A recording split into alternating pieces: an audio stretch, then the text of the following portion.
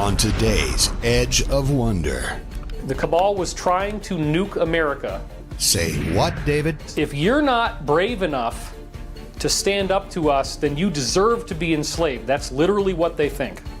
This led to the creation of something called the Plan. And what could this plan reveal? The Alliance has been working over and over again to try to get disclosure.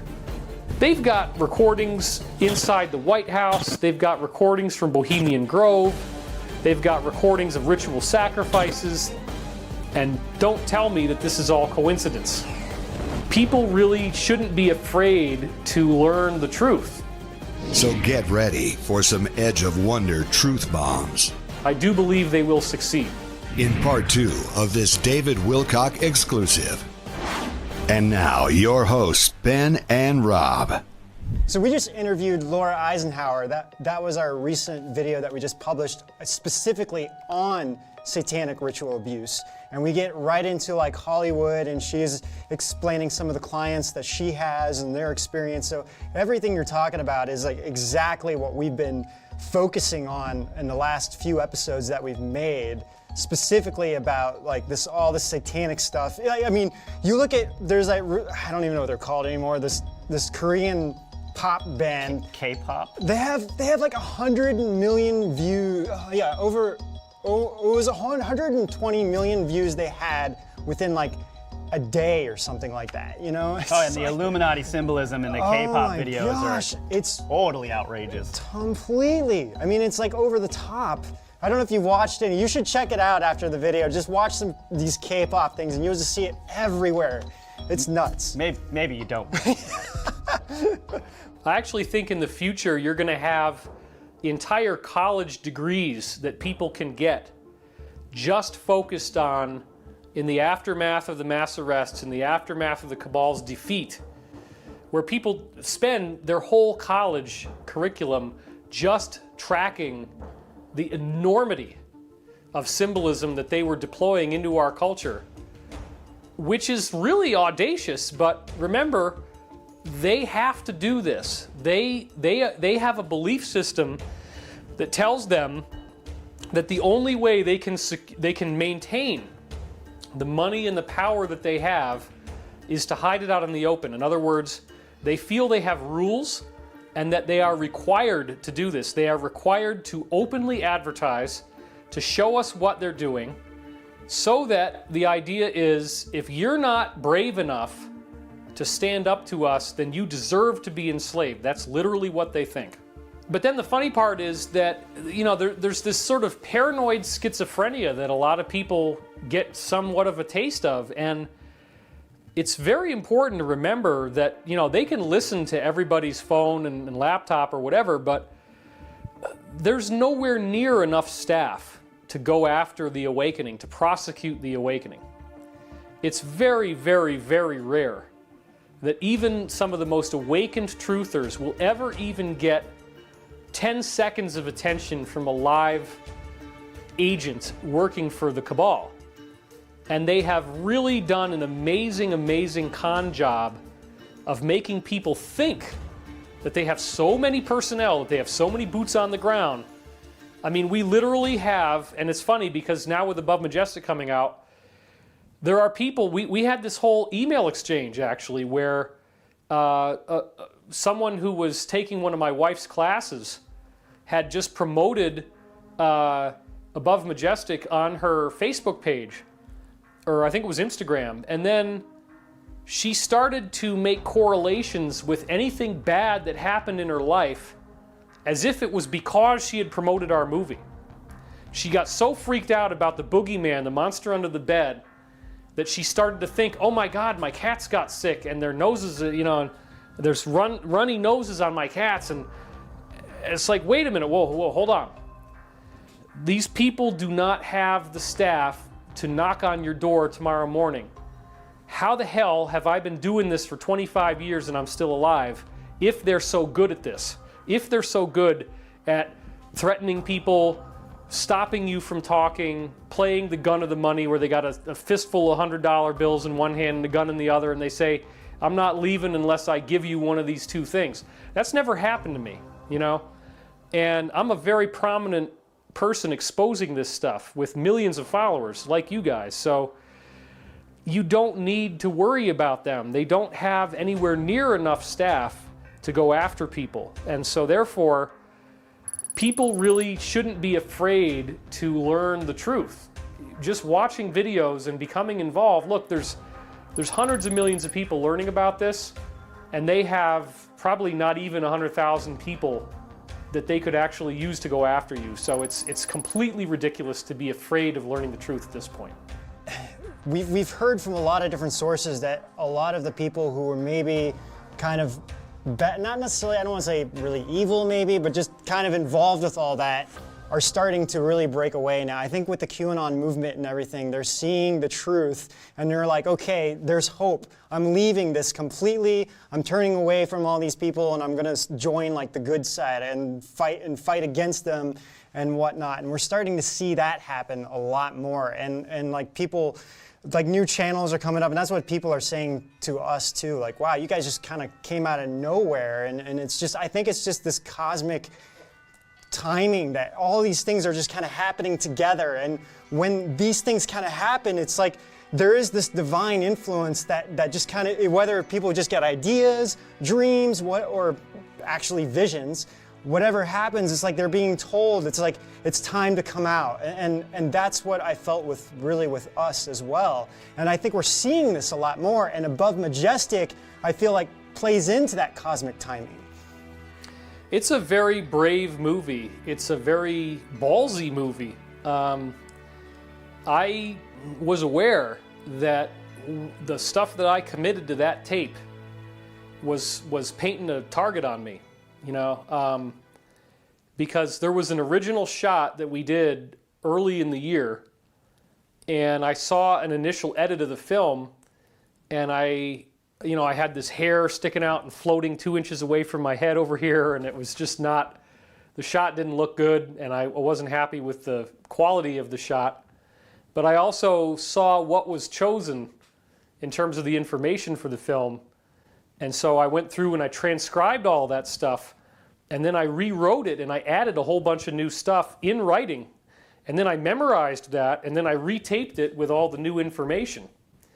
And that really, really transformed the film very dramatically. But the things that I added in were very brave. And it's the most daring presentation I've ever given, really. The Germans had a settlement on the moon, they had a settlement on Mars, and they were doing this as early as 1939. Extraterrestrial spacecraft have appeared over nuclear missile installations and have completely powered them down.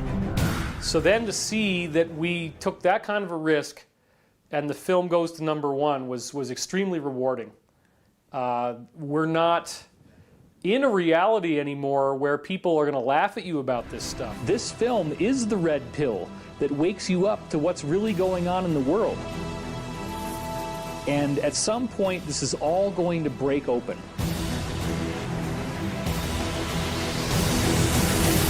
The more you get involved, the more compromised you become. They may actually kill you.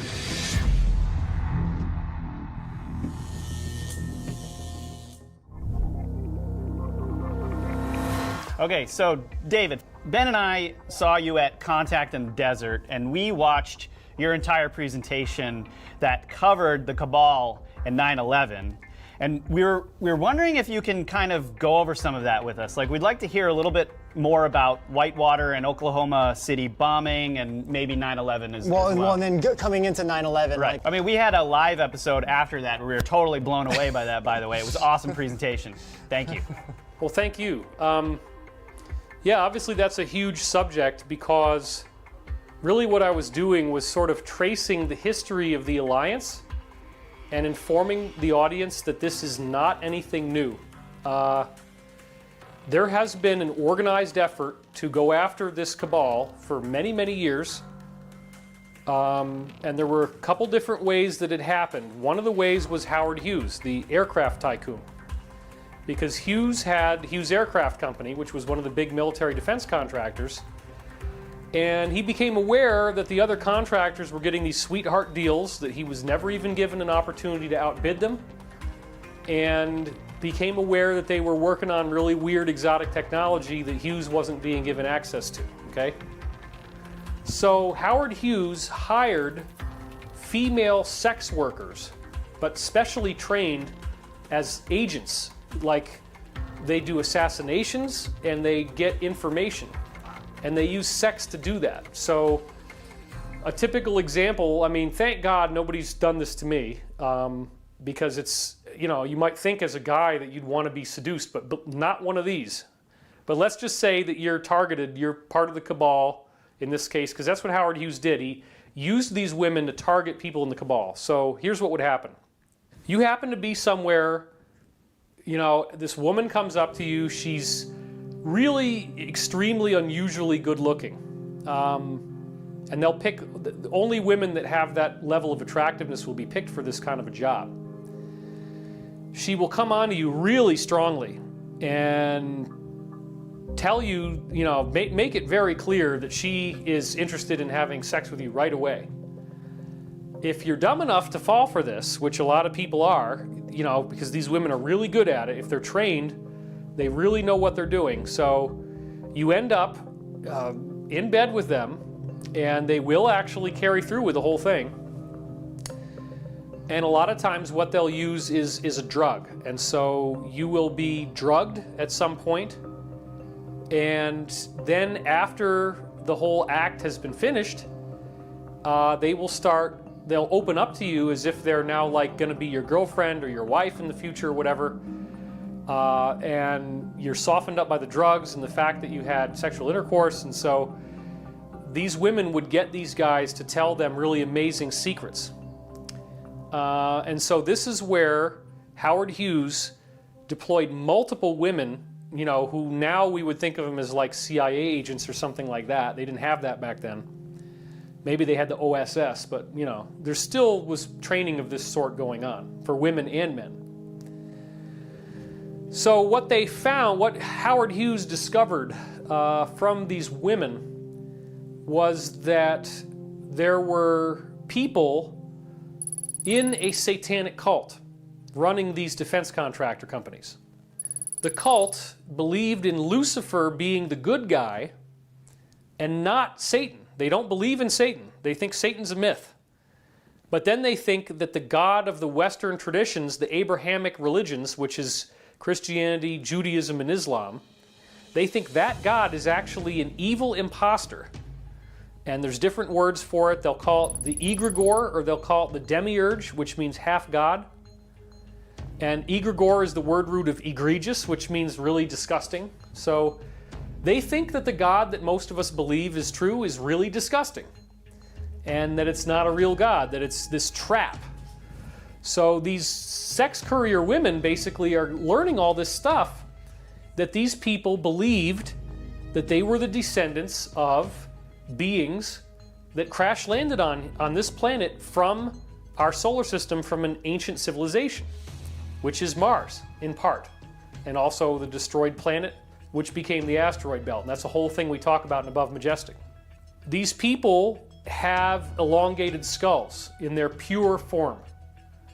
And so they believe that the elongated skull phenology is the phenology of Lucifer as a race. They literally believe Lucifer is a flesh and blood human who crash landed on Earth with his cohorts, populated the planet, and they are all blood descendants of Lucifer. So we talk about this quite a bit in Above Majestic. It's very daring stuff. I'm not going to get into all of it right now, but you can watch the movie and learn all this. So the point is, all this information got back to Howard Hughes, and he's seeing, well, these people actually think of themselves as an invading race, a different race of people, different types of humans. And they have taken over the press, they've taken over the media with television, film, music, they've taken over the judiciary, a lot of the police in the managerial levels, the military, educational system, big agriculture, big pharma. It's almost crazy to conceive of how vast this control matrix is. Now, Howard Hughes passed this information along to certain American generals who were not part of the cabal, who he felt he could trust. The next big event that I talked about in that speech at Contact and Desert that you guys are referring to was that in the Korean War, the American troop positions were getting compromised. And they would go to a certain place where the battle plan said that they were going to set up their staging area, and every damn time they got ambushed, the Koreans were ahead of them. The Koreans blew them up, killed a whole bunch of soldiers. So what did they do? They said, we got to figure out where the leak is, because somebody is ratting us out. So they looked at the list of who they have to tell their troop positions to by international law, and they put little pieces of disinformation in each one. And it came back that the place that was compromised was the United Nations, because by law, thanks to international treaties, they were required to tell the United Nations where their troop positions were going to be. And when they gave the UN a fake troop position, that's where the ambush was. At this point, and this again, the Korean War, for those of you who don't really have a full grasp of the history, this was in the mid-1950s now, okay? This led to the creation of something called the Plan, which over time became a 5-inch thick binder. And the Plan was intended to disclose to the people that were involved in doing it how they could actually defeat the cabal, how could they overthrow the cabal. Eisenhower appears to have been aware of this plan and was partly involved in drawing it up, which is why he did his infamous warning about the military-industrial complex at the end of his speech. Kennedy goes into office from the beginning, working for the alliance, from the beginning, working to try to do the plan. And the Cuban Missile Crisis literally was intended to work. The cabal was trying to nuke America, and it was only through the work of the alliance that that plan was stopped, because the cabal was going to have a first strike capability out of Cuba to hit the US with missiles before the US missiles could get to the Soviet Union. So that was not BS, okay? Where Kennedy really got into trouble was when he tried to nationalize the assets of the US Treasury, which you'd say, well, wait a minute, David, aren't they already nationalized? The Treasury was trying to sell off all their silver. And what Kennedy did is to stop the sale of silver and to issue silver-backed money that was presidentially issued from the Treasury, not the Federal Reserve, which, as we know, is not a federal and has no reserve, right? This money was going to be Treasury notes and not under the control of international bankers, and so that's the circumstances leading to his assassination. And I talked about in that show that after Kennedy was assassinated, they come out with this movie, Manchurian Candidate, which really, really explains what the cabal is doing, how they manipulate politics, all this really amazing stuff. And as we go forward in time, you guys mentioned Oklahoma City, and that is a really fascinating discussion, because the alliance has been working over and over again to try to get disclosure. They were going to use Reagan, and Reagan was going to come clean, and then before he could, they tried to shoot him, and then Brady stumbled and took the bullet instead that would have hit Reagan if Brady hadn't have fallen the way he did. So a lot of weird stuff. The whole thing that Reagan was trying to do with Gorbachev for glasnost and perestroika to denuclearize, that was not something the cabal wanted. That was Reagan working on his own, okay? The Iran-Contra scandal, 1987, was the alliance trying to destroy the cabal, right? Because you find out that they're selling arms to Iran, right? Which is a terrorist regime. They're taking the money from that, and then they're also using the money from selling illegally our own best weapons to terrorists, and then they're financing this group in Mesoamerica called the Contras, who are terrorists, okay? They'll cut you open and pull your tongue out through your neck, because those are the people that are making sure the cocaine business doesn't get interrupted. And it's like, holy crap, wait a minute, you're saying they're selling American, the best stuff we got, they're selling them to the Iranians, who are terrorists, who we're supposedly fighting. They take the money, and then they use the money to finance another terrorist group that makes sure that the cocaine business runs. Oh, wow, right? Like, and then the chain of this conspiracy went right up through the Secretary of Defense, right to the President, and then he goes, oh, well, I fell asleep in that meeting, I forgot. You know, I don't remember anything. I have no memory, you know? And then how in the world did George H.W. Bush Sr. win the election the year after, when the whole administration has been implicated in arming terrorists and financing the cocaine business? Literally, right?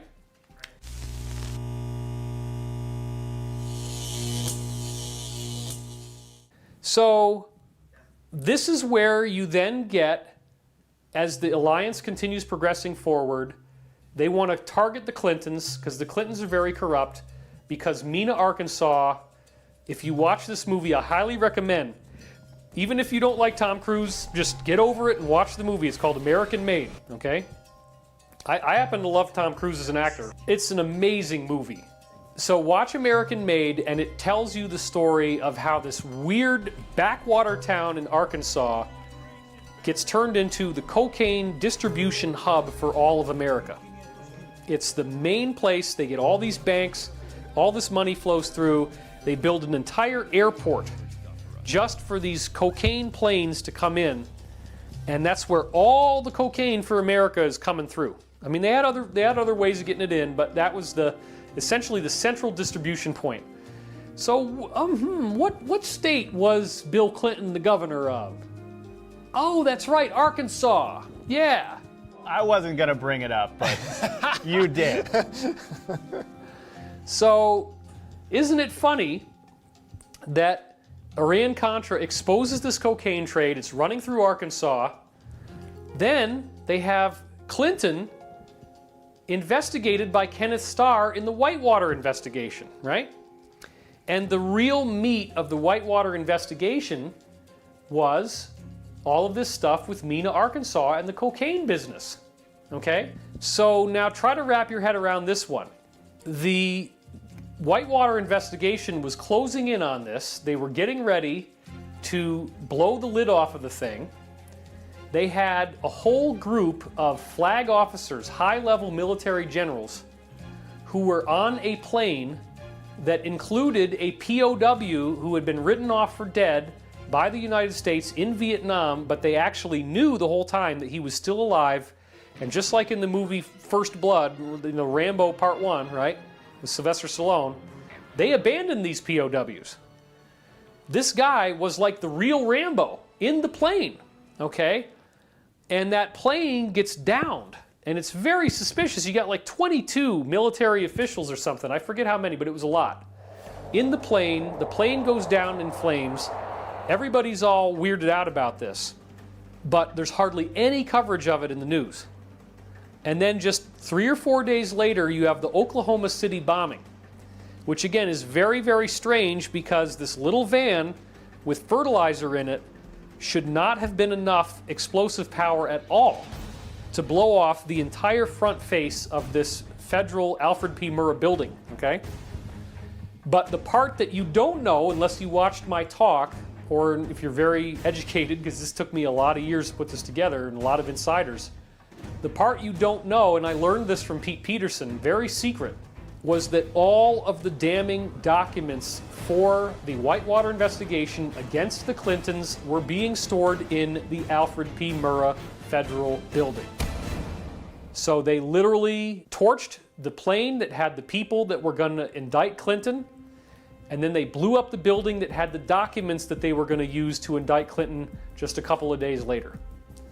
And don't tell me that this is all coincidence. So they know this. The alliance knows this. And then they did the same thing in 9/11, right? It's the same idea. It's a controlled demolition, whereas in Oklahoma City, the explosives failed and they didn't get the whole building. They only got the front, okay? 9/11, they practiced. They got it right. They took the whole buildings down into their footprint, including Building 9. We talk about this very nicely in Above Majestic. And they also hit the Pentagon. And what people don't realize is that it hit the lower level of the Pentagon, the bottom floor, and it wasn't a plane, it was a missile. They fired that missile right into the office of the Navy that was the central coordinating hub for the alliance, bringing the cabal down.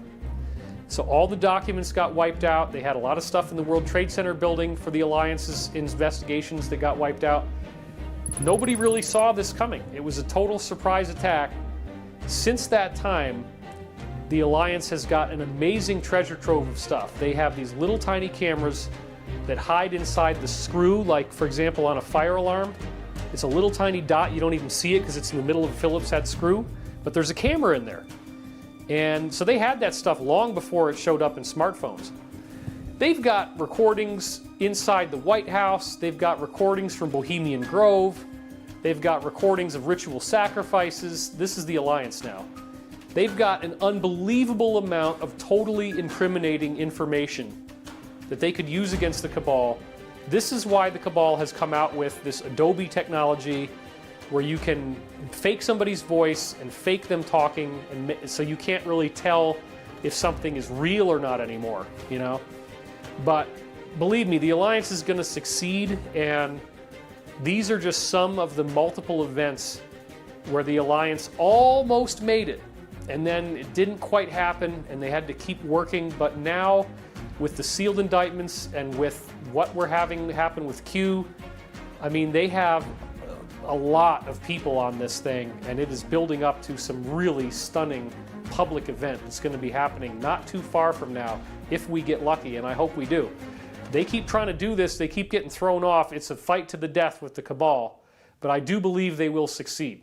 So wait, first of all, did y'all at home hear that? There's a lot of hope, right? Because I think a lot of people with the cabal always feel like everything's hopeless, and you know, a lot of people, we're all so focused on the deep state and on exposing the deep state that we forget to tell the side of the alliance, which is why I think it's so important what you're saying right now. And then going back to the Pentagon, you said that most of us were convinced that a missile hit the Pentagon.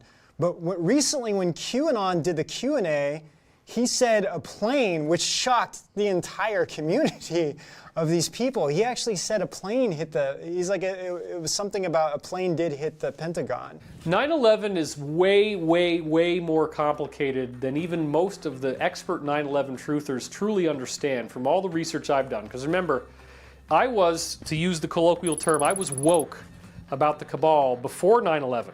I was having dreams about something like 9/11 for years before it happened, and when it finally happened, it's like, okay, now it all makes sense. And the day of 9/11, I published an article on my website summarizing dreams I'd made public that were prophecies of 9/11. Very, very direct prophecies of 9/11, okay? So with all that being said, the backstory is really strange. And it's a lot more complex than people realize. And it gets back into things like the Operation Northwoods document from the Kennedy administration, in which they were told in this document, the Joint Chiefs were presenting this to Kennedy as a plan, that they could hijack airliners, crash them into American landmarks, blame it on the Cubans as a pretext to invade Cuba over this nuclear buildup that was going on there. And Kennedy rejected the plan. So, bearing that in mind, that we already know it was on the books that they would try to do something like this as a staged terror, false flag, quote-unquote event. We explain what that means in Above Majestic. There's a lot more about all this kind of stuff in the movie. I highly recommend it. But getting back to this 9/11 thing, the actual intel appears to be, this is very strange, but check it out, okay? The original passenger airliners, this is what my research has concluded, and other people might want to argue with me on this, and that's fine. Like it says in the Northwoods document, the original airliners were replaced with other planes that looked the same but did not have passengers. So what happens is the planes take off, they land at certain airfields, but when they took off, before they landed, a gas was released inside the plane that knocked everybody out. Didn't kill them, knocked them out. The people did not die in 9/11 in the planes, okay? They landed, and then they were resuscitated, and then at that point you get brought into these underground bases and you spend the rest of your life working. You're never going to see above ground again. That's where most likely these people from 9/11 went. They went into these underground cities. And then they take off other planes that then complete the mission, and those planes even more than the original ones, but all the planes actually could be flied remotely from the ground taking off to the landing, that the whole thing can be steered remotely. And my insider, Henry Deacon, one of his amazing pieces of testimony is that he was in the UK military base where they were actually steering the planes into the World Trade Center, and he watched them with the heads-up display, seeing what was on the plane with the joystick, okay, steering it into the World Trade Center. And he said his greatest regret was that he didn't go and destroy the computer system and throw off the whole thing. He watched it happen. That's a pretty heavy story. That's a very heavy story. Yeah, tell me about it. Now, so regarding the Pentagon, I could buy that there was a drone, a small plane, that hit the Pentagon, that the wings folded and it went in through that little hole. But it definitely would not have been a full-size airliner. And it would have had to have been very precisely steered, because the regular airliner couldn't even get that close to the ground without screwing up its flight pattern. So it would have to have been a smaller plane. But I could see some kind of drone aircraft, some kind of plane, and not just a missile. Well, also going back to the 9/11 and the Pentagon, I also heard that because right before that, right, they found that trillions of dollars were missing from the government, and they're like, what happened to these trillions of dollars? I heard that where they were investigating and doing all like the people who were doing the actual investigation, where the Pentagon actually got hit. Yeah, so it was naval intelligence. The part of the Pentagon that got hit was the Naval Intelligence Command, and you know, not to be favoritist towards one part of the military, but from all the briefings I've gotten, it seems like the Navy is pretty much your best buddy when it comes to the alliance. That's really where a lot of this has come out of. And remember also that the Marines technically are not a separate division of the military. They're sort of a subdivision of the Navy, okay? The history of that is that in World War II, the Navy was on aircraft carriers, and it was self-contained, patriotic Americans working within the US, whereas the Air Force was actually dealing with the British against Hitler, and the Air Force apparently got more of this cabal involvement. So there's been this kind of shadow war going on between the Air Force and the Navy for decades. So it's complicated because the alliance really is a Navy operation, and it has been, because they didn't get penetrated by the cabal in World War II anywhere near as much. So anyway, I wanted to toss that in, but go ahead. We have some people that we've been talking to too, and they've said the exact same thing about the Navy. They're like, you can basically trust the Navy, like the Navy is on your side. We've had questions about different aspects of the Air Force. We're still not, you know. Well, and if we have anyone here in service watching us on the Air Force, yes, you probably don't know about any of this, and that's good. But this stuff we're is talking going about on the behind high scenes. high levels. And we still thank you for your service. Yes, that's a really good point. I want to say this myself because that's a very important point, okay? Like I found out recently, I actually ended up talking to a very high-level military insider who was a 33rd degree Mason. And this was under friendly terms. He was not trying to do anything dark. He actually worked for the Alliance, knew about the Alliance. And I'm pretty good at this now, so I don't get miffed by something. So the guy's telling me, I'm like, yeah, you know, that ring on your finger, that's the Maltese cross, right? Are you a Knight of Malta? He said, yeah. Wow, that's pretty interesting. And, you know, are you all, I thought you guys were kind of at war with the Knight Templars. Well, it turns out he was in the Templars too. Like, well, these are kind of like opposing societies. He's like, well, I like to be in both, you know, so, and you're a 33rd degree Mason, huh? That's interesting. And I eventually kind of came out with it, and I said, dude, you know, the research I've done, like, for example, there was a book called Light on Masonry by David Bernard that came out in the 1800s, and it was the result of inquiries into the Cabal, or the Masonic Order in this case. And they published almost all of the rites and ceremonies and wordings that you have to do to get all the way through the 32 degrees of Masonry. They really didn't have very much about 32, and there was almost nothing about 33 in that book. But Bernard's Light on Masonry gets you everything up through 32. You can read exactly what they were learning. And I said to him stuff like, well, okay, from what I read of the way these things were published back then, like, for example, 31st degree, by that point, you are saying out loud that you have to crush the head of the serpent of religion. Did they ever make you say that? He said no. He said, look, David, I consider myself to be a Christian. I made it all the way up through 33rd degree. They never said anything to me that made me feel like there was anything about Lucifer or weird stuff or negative stuff at all.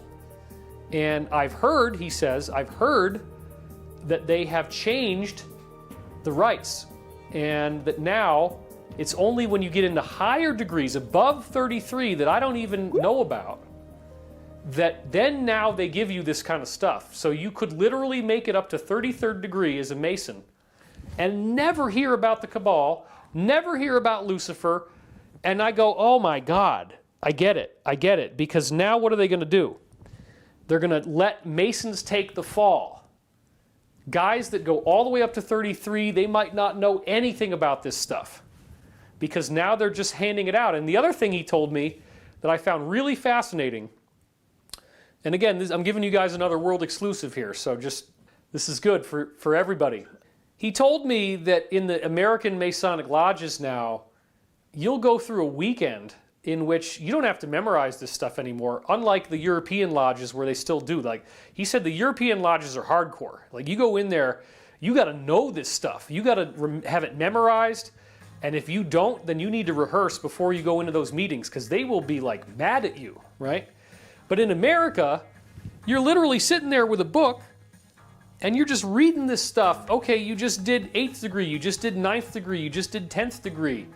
And you just read it all off the book, and you're not going to remember anything, you know, and you don't even really, a lot of people can't really think about what they're reading as they read it out loud, because those are two different parts of your brain, right? So, you know, there were certain things. I asked him, well, did you hear about Jabalun? And he said yes. Okay, well, Jabalun has disturbed a lot of people because it's this kind of weird, kind of godlike thing that they talk about, where it's like it's a creature, it's got part animal this and part animal that. But for the most part, it's like, now they just run you through this stuff. You read it out of a book. You're not really having to learn any of it. And he said again, all the way up through 33rd degree, it appears to be a Christian organization. And you believe in God, you believe in Jesus, you're fine. Nothing's going to upset you at all. So, wow, I did not realize that. And same thing goes with Knights of Malta, same thing goes with Knights Templar, believe it or not. He said, they never said anything weird to me at all. So what they appear to have done is they took these initiatory orders that used to have this weird stuff in it, and they transmigrated it over to other ranks that you don't get invited into until you've already hit 33. So that's pretty fascinating. I'm sorry, I got way off on a tangent. I don't even remember what you guys asked me, but that came up. This is the place for tangents, David. That is true. Don't miss part 3 of our exclusive interview with David Wilcock. We'll cover the mass arrests of the deep state, why the arts and spiritual enlightenment are important to the human race, and predictions for 2019. And make sure you subscribe and hit that notification bell so you don't miss a single episode from the Edge of Wonder.